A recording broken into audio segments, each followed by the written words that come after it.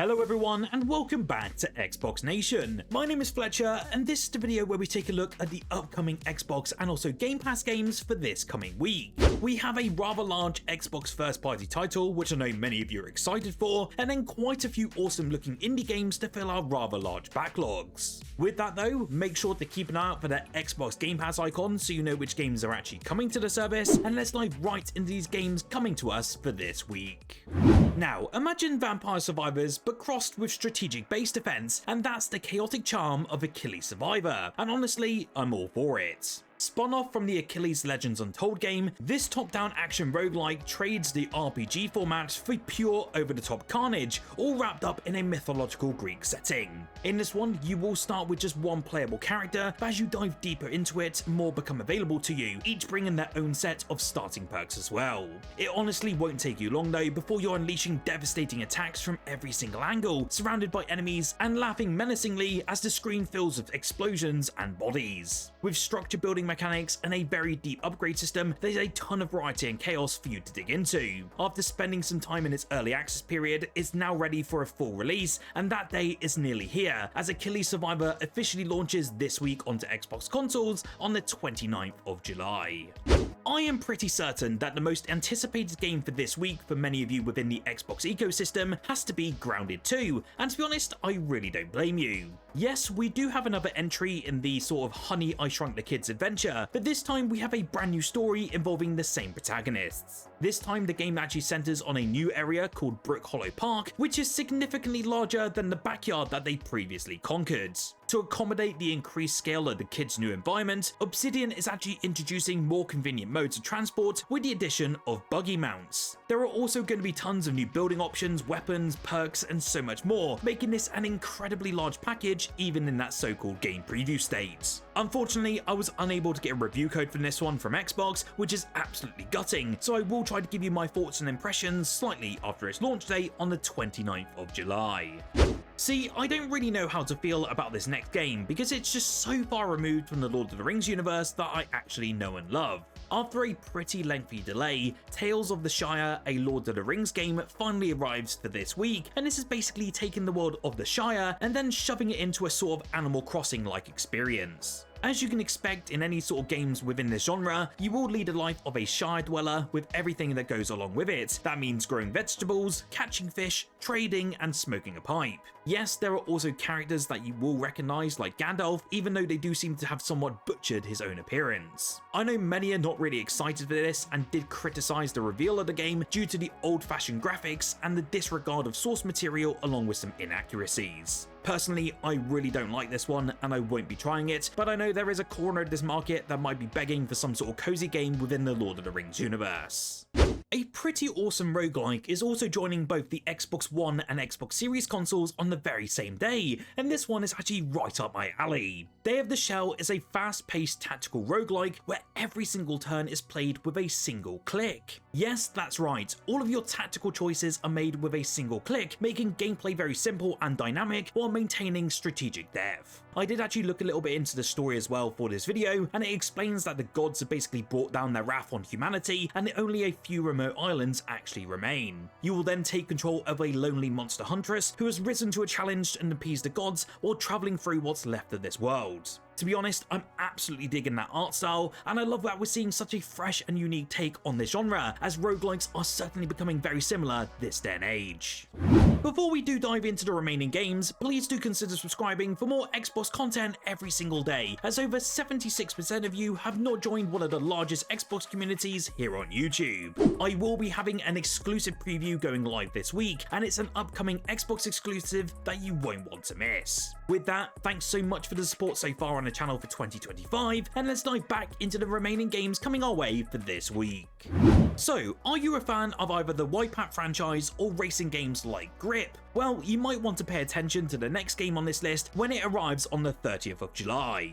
Cyberclutch Hot Import Nights is a brand new racing IP, and it throws you into a neon-soaked world where speed meets firepower and gives me massive Tron vibes. The game does promise a campaign consisting of a single-player grand circuit to unlock some brand new content, or if you would prefer to jump straight into the action, then you can do with their quick race modes. There also seems to be a multiplayer and ranked mode element right out the gate, but it was kind of hard to gauge how this actually performs as there's little reviews over on Steam so far. I used to play a game back on the original PlayStation 3 at launch called Full Auto 2 Battle Lines, and I just love the idea of cars having guns and using it Mario Kart style to beat your opponents. It looks pretty cool for an indie title, and I might have to give it a go later on this week.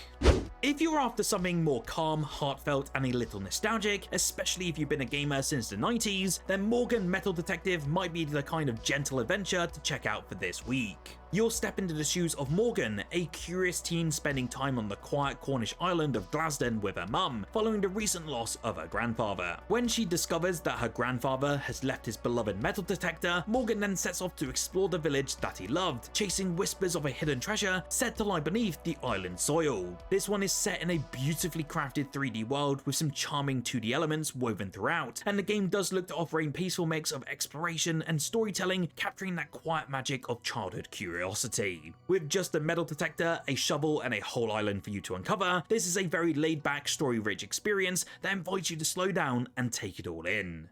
Closing out July with a bang, Ninja Gaiden Ragebound is almost here, and longtime fans of the series have every reason to be fired up. Developed by Koei Tecmo alongside Dotemu and the Game Kitchen, this new 2D side-scrolling chapter introduces us to a fresh-faced Kenji Mozu, a driven warrior on a relentless quest for revenge. You can expect lightning-fast action, razor-sharp enemy encounters, and classic side-scrolling combat that demands both precision and also timing. With its crisp pixel art and pulse-pounding soundtrack, the game looks to balance retro flair with modern design. Kenji's toolkit isn't just about slicing through foes either, he's got stealth cloaks, grappling hooks, and a range of gadgets that add so much depth to both movement and also combat. Upon doing some digging into the previews, there also seems to be some smart level layouts that reward sharp eyes and patient players, and there's also branching narrative paths that ensure your choices shape the ending. This one arrives on the 31st of July for the Xbox Series XS and Xbox One consoles, and it will be a must-play for both old-school fans and newcomers alike. This week marks the highly anticipated debut of Above Snakes on consoles, and it has been captivating survival enthusiasts over on PC since its original release date. In this one though, you will be experiencing a mixture of creation and mild survival elements in this isometric Wild West inspired adventure RPG. However, this game does bring along with it a brand new fresh twist to the genre by introducing a unique mechanic that enables us to piece together our own maps using smaller fragments. This innovative feature adds a puzzle-like element here, as you must carefully connect the suitable elements. In addition to this cool map building aspect, the game also incorporates essential survival elements, including resource gathering and also tool crafting. As mentioned, the game was released only on PC to some very highly praised reviews at its time of its release, but we're finally seeing the full release on both the Xbox One and the Xbox Series consoles this week. Set your sights though on the 1st of August, as Farming Simulator 25 is heading to Xbox Game Pass, and it's easily one of the most impressive entries in the series to date. As someone who's actually spent countless hours cultivating crops and fine-tuning machinery, this one feels like a major evolution. There's a real joy though in transforming bare land into a thriving agricultural empire, and this time around the improvements are actually quite hard to miss. From upgraded visuals to new international environments, and even an expanded roster of ultra-detailed equipment, there's more to explore and manage than ever before. Whether you're tending to rice fields in Asia or hauling in some big harvests across the American heartland, every session offers something brand new to you. It's very calming, immersive, and really endlessly addictive, and it's the kind of game where one quick task turns into an all-night farming spree. If you've never jumped into a farming simulator game before, then this is the perfect time to start.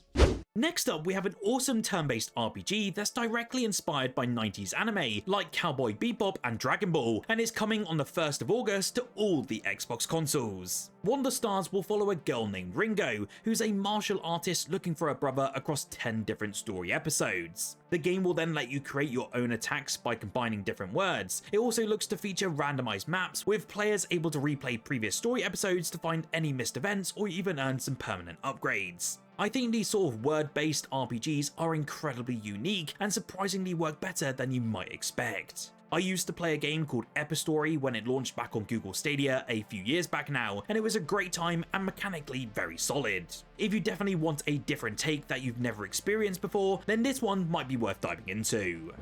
WWZ Aftermath is a game that needs no introduction here on the channel, as many of you know about its incredible zombie shooter experience. Well, it came to my surprise this week to find out that it's getting another update and is actually available to play right now. The major feature as part of the Chibi Rush update is the new primary weapon called the Universal Bullpup Rifle AUR, and this will be an automatically unlocked rifle for you for all of your horde killing needs. It's got a very high rate of fire and some serious accuracy, making it one of the better weapons that you can equip yourself with within its experience. There is some other stuff as well going on here, with some new player portraits, 3 new frames, and 2 new premium weapon DLC skins available for $3.99 a pop. It looks pretty decent, and if you want to jump back in, then now's the time to do so.